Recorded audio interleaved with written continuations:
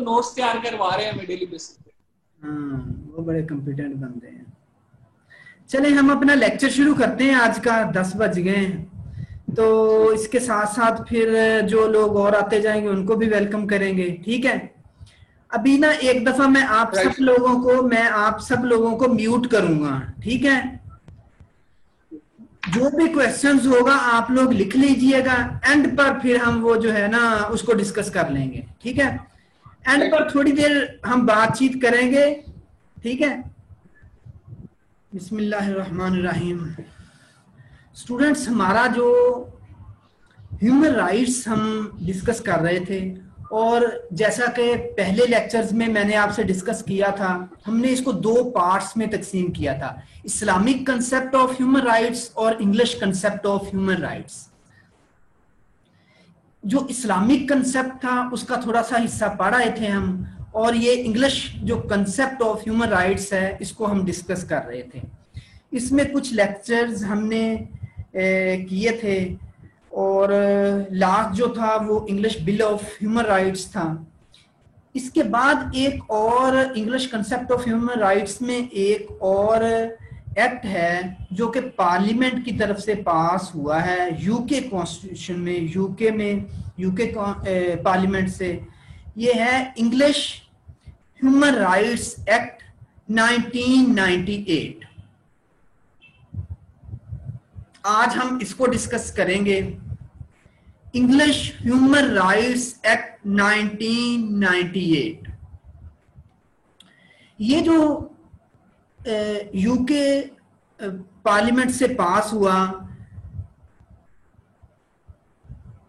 9 नवंबर 1998 में royal ascent जो है वो इस पर आई। इसके बाद 2 अक्टूबर 2000 को ये नाफजुल अमल हुआ, मतलब कि ये जो है वो नाफज हुआ।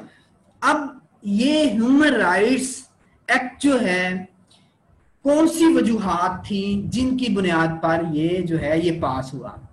इसमें सबसे बुनियादी वजह जो थी वो थी European convention on human rights.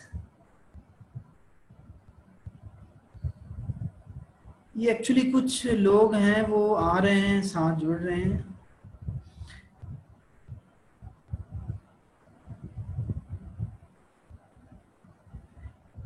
European conventions on human rights. Last lecture में जो ह्यूमन राइट्स की एक हिस्ट्री थी, हिस्टोरिकल बैकग्राउंड था, जिसमें हमने मैग्ना कार्टा और बाकी कुछ और चीजें डिस्कस की थी। उसमें मैंने आपको बताया था जो European convention on human rights है वो कौन सी वजूहात थी जिसकी बुनियाद पर ये कन्वेंशन हुआ। सबसे पहली जो मेन और बेसिक वजह थी वो वर्ल्ड वार 2 थी।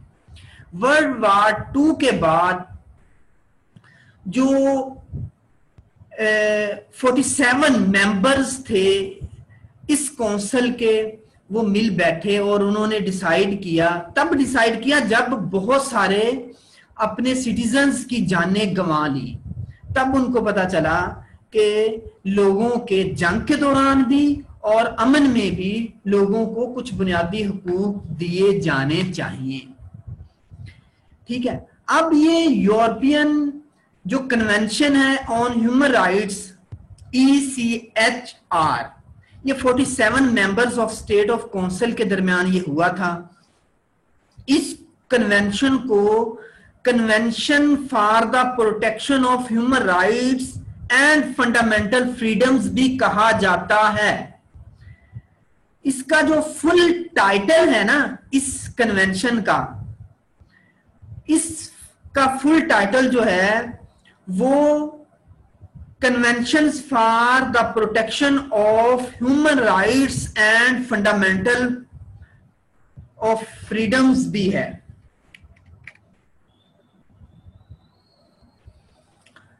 अब इस कन्वेंशन के नतीजे में एक कोर्ट भी वजूद में आई जिसका जो हेड ऑफिस था वो जो फ्रांस था। ये पीछे ये चीजें मैं आपसे डिस्कस कर आया हूं।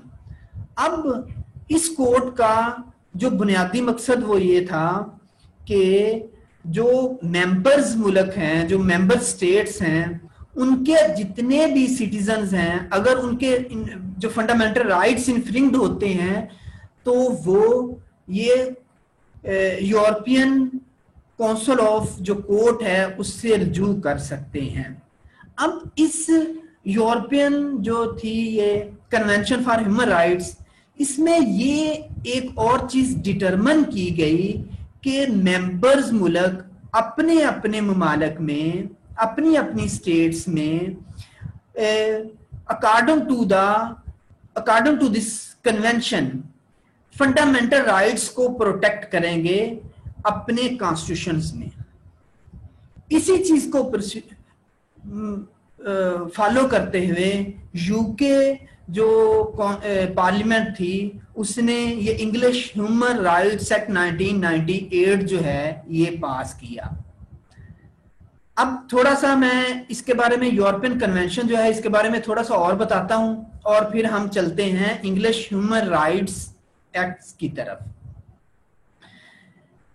ये बात आपको क्लियर हो गई होगी कि ये जो था यूरोपियन कन्वेंशन,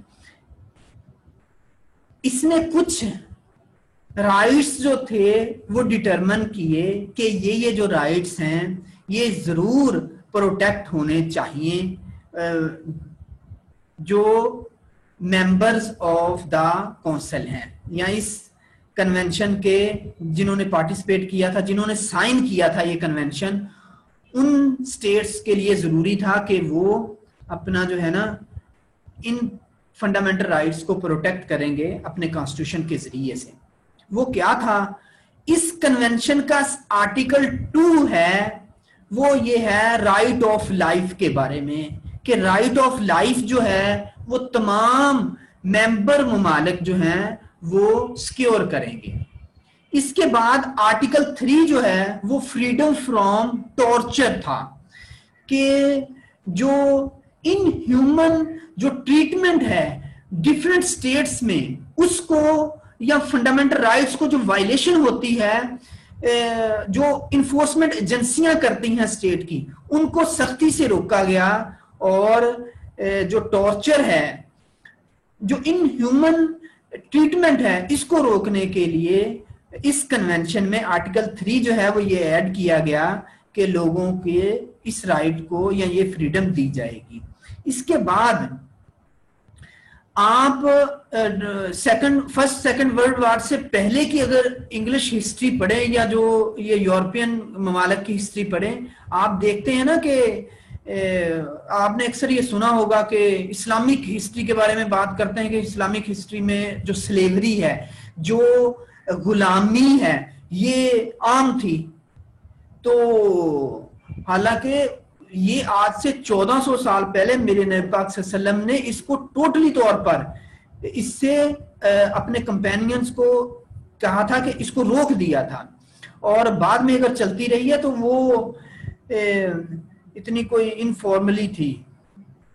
लेकिन फर्स्ट सेकंड वर्ल्ड वार से पहले अगर यूरोप का आप नक्शा देखें तो वहां पर फोर्स लेबर और ये जो स्लेवरी है ये आम थी। इस कन्वेंशन के आर्टिकल 4 में ये डिटरमिन किया गया कि जो फ्रीडम है स्लेवरी के खिलाफ, उसको सिक्योर किया जाएगा, प्रोटेक्ट किया जाएगा लोगों की पर्सनल सिक्योरिटी को।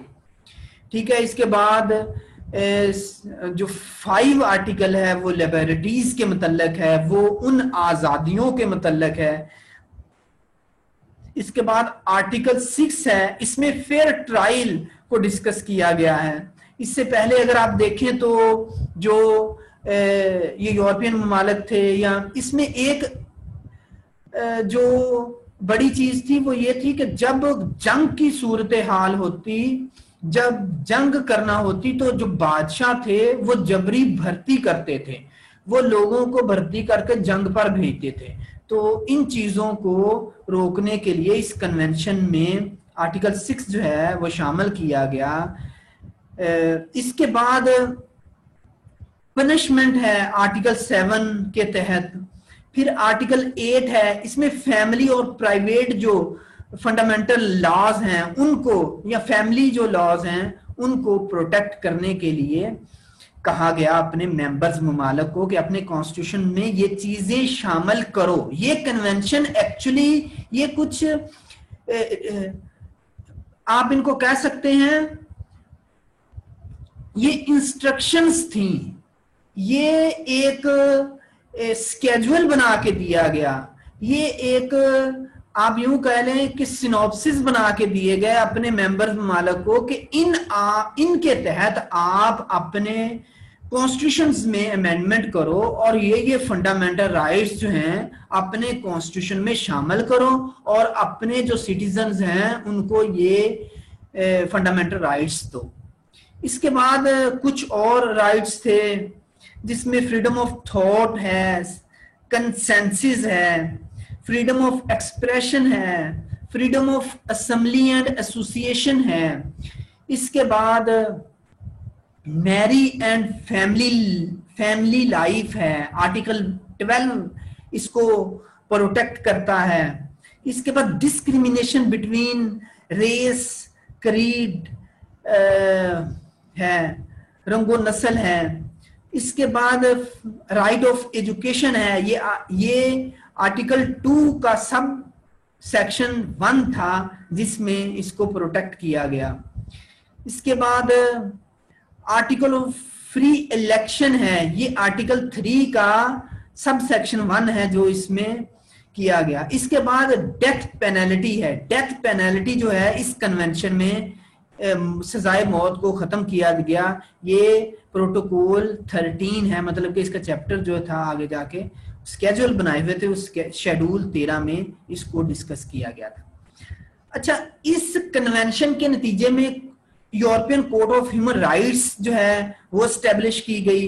ये जो European court of human rights थी ये क्या करती थी, ये protect the rights and guarantees set out in the European convention on the human rights. जो ह्यूमन राइट्स कन्वेंशन में जो राइट्स एंड लिबर्टीज सेट की गई थी उनको प्रोटेक्ट करने के लिए ये कोड बनाई गई थी। अब इस कन्वेंशन के अगेंस्ट फिर या इसको फॉलो करते हुए यूके कॉन्स्टिट्यूशन ने भी और दूसरे जो डिफरेंट स्टेट्स थे उनके कॉन्स्टिट्यूशन ने अपने अपने कॉन्स्टिट्यूशन में, पार्लियामेंट्स ने अपने अपने कॉन्स्टिट्यूशन में अमेंडमेंट की और ये जो राइट्स थे उनको अपने कॉन्स्टिट्यूशन का हिस्सा बनाया। अब अगर हम इंग्लिश ह्यूमन राइट्स एक्ट की बात करें तो जैसे मैंने आपसे अभी आपको बताया कि ये जो था ये 1998 में पास हुआ। 9 नवंबर 1998 में जो इंस्टीट्यूशन ऑफ क्राउन था उसने इसको इस पे सिग्नेचर किए। 2 अक्टूबर 2000 को ये जो है वो नाफिजुल अमल हुआ। अब ब्रिटिश जो कॉन्स्टिट्यूशन है उसमें ये कन्वेंशनल जो वो लॉ था उसको हिस्सा बनाने का बुनियादी मकसद क्या था, ठीक है। बेसिकली 2 मकसद थे, ठीक है। चूंकि यूके जो था वो इसको लीड कर रहा था, जो सर विंस्टन चर्चिल थे वो इसको उस वक्त वो लीड कर रहे थे इस कन्वेंशन को, तो उस कन्वेंशन लॉ को फॉलो करना था। इसके अलावा जो सबसे बड़ा मकसद था वो ये था लोगों के राइट्स प्रोटेक्ट करने, और इसके बाद इस एक्ट के तहत बरतानिया में जो ह्यूमन राइट्स कोर्ट हैं, एक्चुअली सिविल कोर्ट्स को ही ये जो है वो पावर्स दी गई कि फंडामेंटल राइट्स जो हैं वो लोगों के प्रोटेक्ट करने हैं। अब जो यूके के सिटीजन्स थे उनको यूरोपियन जो कोर्ट थी उस तक जाने की जरूरत ही नहीं थी। ये सारे इख्तियारात जो हैं वो जो है वो ब्रिटिश कोर्ट को ही मिल गया।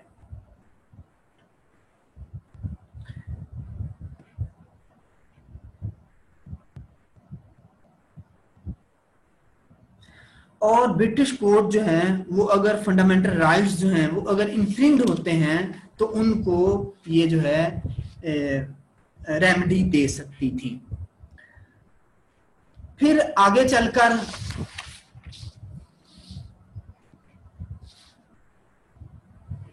जो राइट्स कौन कौन से इसमें शामिल किए गए इसको हम देखते हैं।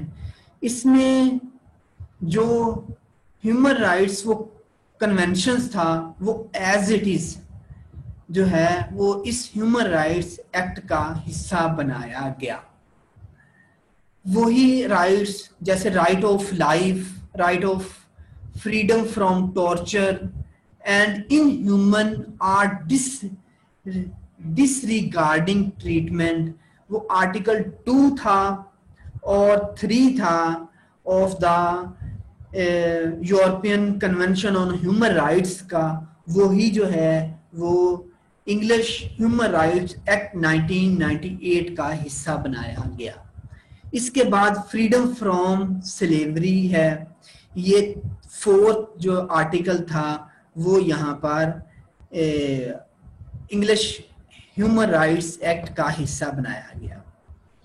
इसके बाद right to liberty and security of personal right है।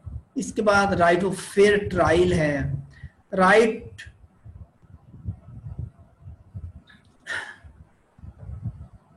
Right to no punishment without law और फेयर ट्रायल जो है वो जो है ये 6 और 7 आर्टिकल था European convention on human rights का, वो इसका हिस्सा बनाया गया इंग्लिश कॉन्स्टिट्यूशन का। इंग्लिश कॉन्स्टिट्यूशन में ये जो ह्यूमन राइट्स एक्ट जो है 1998 का है।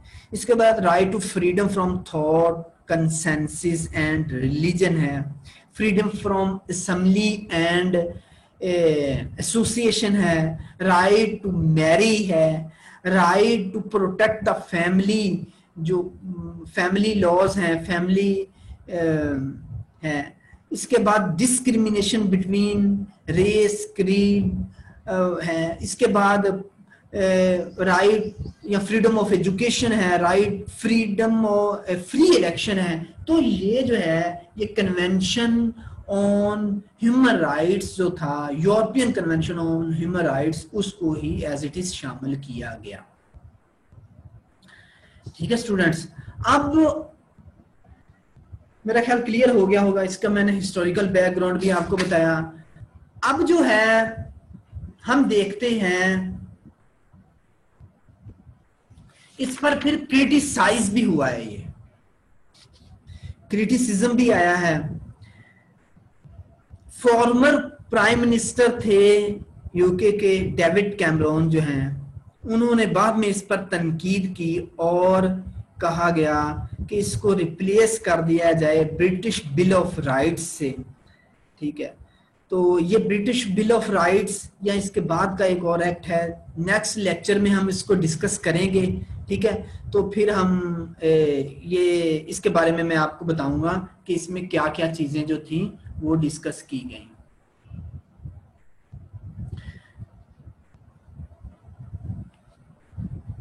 ये हमारा आज का लेक्चर था। तो अब मैं आपको अनम्यूट करता हूं सब स्टूडेंट्स को। ठीक है, हम थोड़ा सा इसके मतलब डिस्कस कर लेते हैं।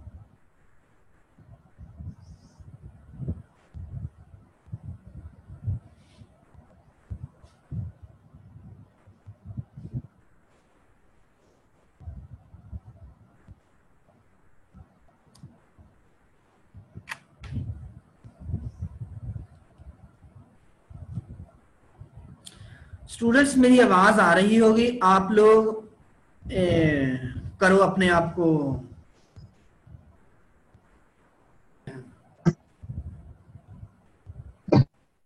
अकबर अली नहीं अपने आप को कर रहा, अकबर अली।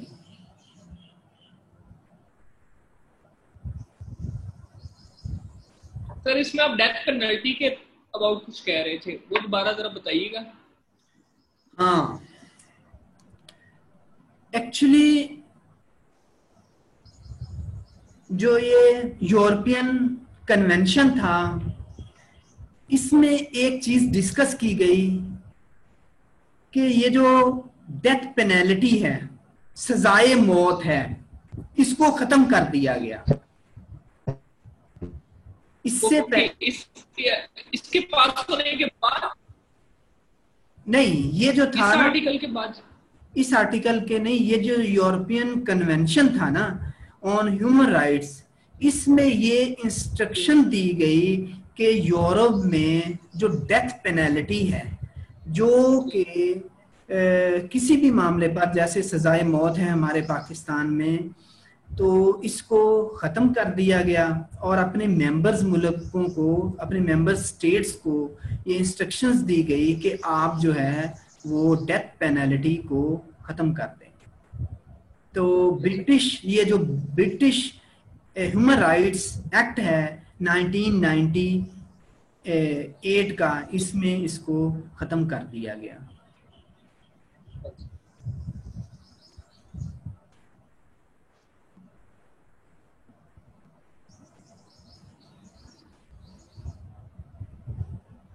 अहमद अली एतजाज, आप लोग अपना वो खत्म, मेरा ख्याल है आप सब लोग बात कर रहे हो इसलिए आवाज नहीं आ रही। जो डिस्कशन का एक तरीकाकार है वो इस तरह से कुछ होगा कि आपके ये जो साइड पे पार्टिसिपेंट्स आ रहे हैं ना, वहां पर आपके एक निशान है जिसपे हैंड बना हुआ है, राइज हैंड।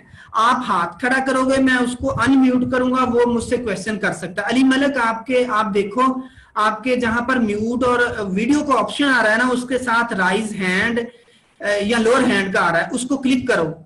आपका हैंड राइज होगा, मैं आपको अनम्यूट करूंगा, फिर आप मुझसे बात कर लेना।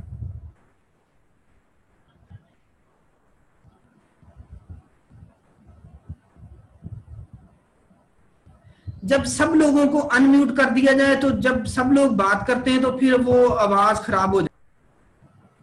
गुलाम मुर्तजा, हाँ जी सर, आपने सबको पहले म्यूट किया हुआ था। हाँ गुलाम मुर्तजा, पहले सब म्यूट थे इसलिए आवाज खराब नहीं हो रही थी, अनम्यूट किया तो सबकी आवाज खराब होना शुरू हो गई। अब मैं सिर्फ, नहीं सर, तब भी अनम्यूट नहीं किया हुआ था किसी को भी। आपने? सर, जब आवाज खराब हो रही थी उस टाइम भी सब म्यूट ही थे। नहीं, बहुत सारे लोग अनम्यूट हो गए थे, क्योंकि मैं साथ साथ कर रहा था अनम्यूट ना। 6-7 लोग हो गए थे, वो बात कर रहे थे, इसलिए फिर वो प्रॉब्लम बनी थी। ठीक है सर, चलिए कोई बात नहीं। यहां पर एक अटेंडेंस का भी मेरे पास ऑप्शन है। ये जितने भी आप पार्टिसिपेंट थे, जो हाईएस्ट पॉइंट था, अगर उसको मैं क्लिक करूं तो उन सब की अटेंडेंस मेरे पास आ जाती है। ये जूम मुझे अटेंडेंस दे देता है, ठीक है। आइंदा जो हमारा लेक्चर होगा वो यही अटेंडेंस होगी अपनी, ठीक है। ठीक है सर।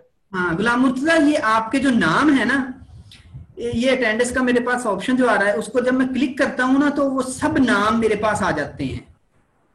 कुछ नाम है वो आपने ना अपना पर्सनल नाम नहीं लिखा हुआ। फॉर एग्जांपल वो कालिया एक ने लिखा हुआ है अजीब सा, एक ने S9 लिखा हुआ है। तो आप काइंडली सब स्टूडेंट से रिक्वेस्ट है कि आप अपने पर्सनल नाम के साथ मेरे साथ ऐड हों, ताकि आपकी अटेंडेंस लग सके। गुलाम मुर्तजा? Yes sir. ये एक कालिया, ये कौन है? सर पता नहीं, कोई कालिया होगा। अच्छा, एक स्टूडेंट का नाम मोहम्मद शाहिद भी लिखा हुआ है कोई आपकी क्लास में मोहम्मद शाहिद? सर मोहम्मद शाहिद तो नहीं है कोई। फिर उसने मोहम्मद शाहिद लिखा हुआ है एक ने, और उसने नीचे मैसेज किया कि प्यारे बच्चों, आपको समझ आ गई है, मैसेज में लेक्चर की समझ आ गई है। सर वो प्रोफेसर 2 है। प्रोफेसर 2 है। आपको मैं थोड़ी देर बाद जो अटेंडेंस आएगी ना, फिर मैं आपसे डिस्कस करता हूँ। मुझे नाम आपने बताने हैं किन किन के हैं। ये एक मोटो E7 है, पता नहीं क्या नाम है। सर ये तो मुझे भी नहीं पता लग रहा है ये किन किन के हैं। अच्छा, लेकिन नेक्स्ट टाइम जब आपने आना है, अपने पर्सनल नाम के साथ आना है। मैं आपकी अटेंडेंस यहीं से कलेक्ट करूंगा, जूम से, ठीक है? ठीक है सर। गुलाम मुर्तजा और कोई बात करनी है आपने? मैं अली मलक की तरफ जाना चाहता हूँ। यस सर, आप कंटिन्यू करें। अली मलक आप अपना हैंड रेज करो।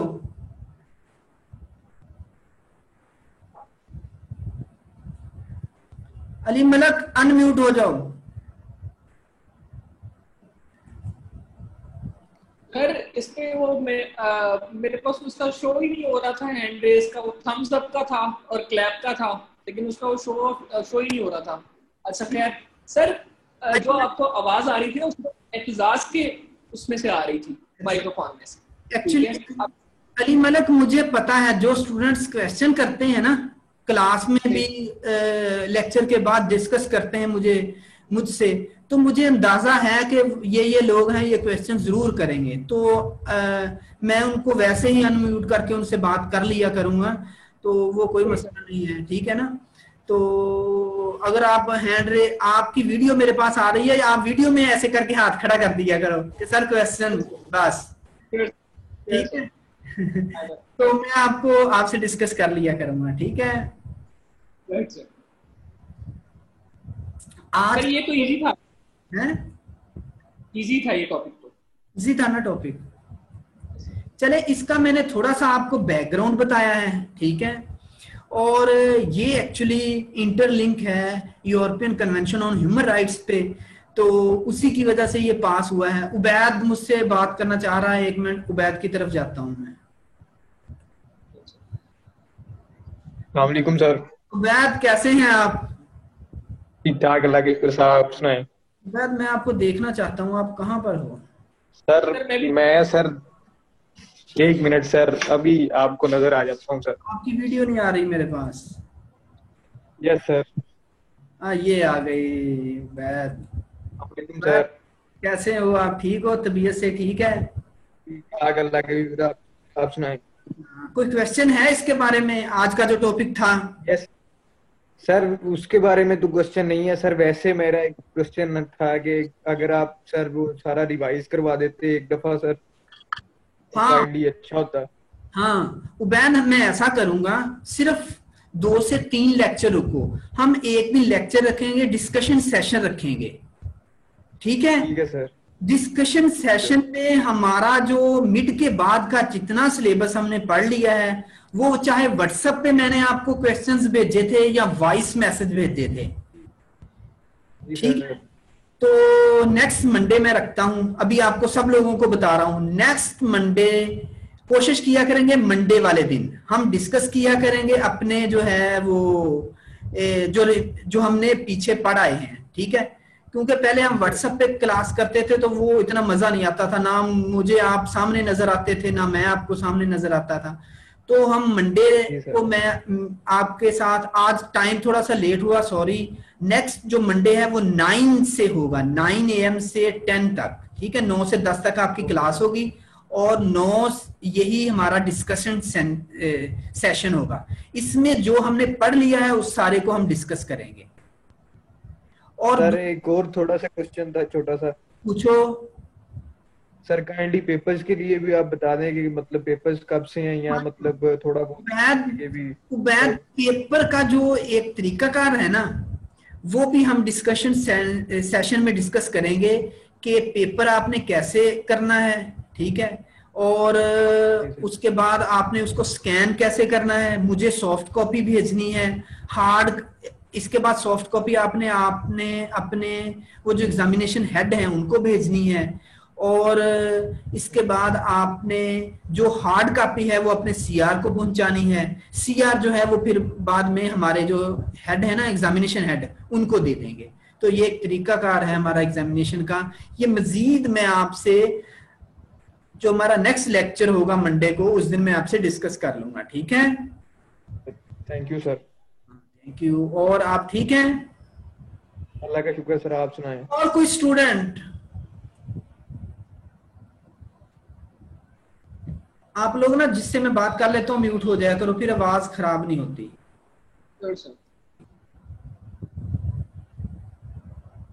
आप लोगों से एक दफा मैं फिर आप लोगों को ये बताना चाह रहा हूं, काइंडली मेरे साथ जब भी आपने आना है अपने रियल नेम के साथ आना है, अपने रियल नेम के साथ, ठीक है। मैं आपकी अटेंडेंस इसी जूम से लूंगा, जूम मुझे अटेंडेंस देता है। गुलाम मुर्तजा सर ये आपने स्टार्ट में ईयर का नाम लिया था, कौन सा ईयर था? किसका? ह्यूमन राइट्स एक्ट का। Yes sir. Human rights act जो है ये 1998 का है, ठीक है। और जो